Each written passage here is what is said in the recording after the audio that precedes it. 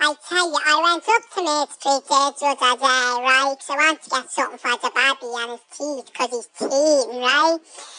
And I walked up to the store to Mary. I says to Mary, have you got anything for the baby with his teeth? She says, yeah, the bananas are the best for that. I said, the bananas, are you sure? 'Cause the bananas are all chewy and all that. I says, would you not be better off with the grapes or something with a bit of skin for a bit of the chew, you know? She says, no, the bananas are the best for that, yeah. All the mum needs to get the bananas for the baby. So I says, right, give the bananas there. I says, how much are they? She says, alright, well, they're usually two, but I give them to you for one. She says, oh, you're fabulous, yeah, that's deadly. So she gives us the bananas anyway. So I went home with the bananas and I handed one to Tommy.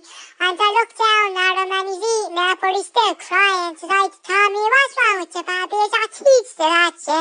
And he looks up with his big eyes and the big tears. I says, right, we're going back down. So I marched back down to Mary. I says to Mary, I didn't told you that the bananas are no good for the babies and they're teething.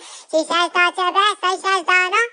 My young fell's still up there crying his eyes out and he's eating the banana and it's not doing nothing for him. She says, oh jeez, I don't know what to say to her. I says, give the grapes.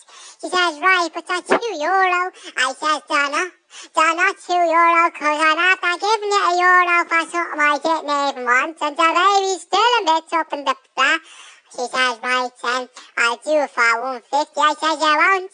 Don't try and scam me, Mary, 'cause I know where you live. I know you live in Basin Street flat. I go up there, I call Blue Mood. I says, I'll scream the place down. She says, right, go on, I'll give them to you for nothing. I says, nice one, Mary, I remember that.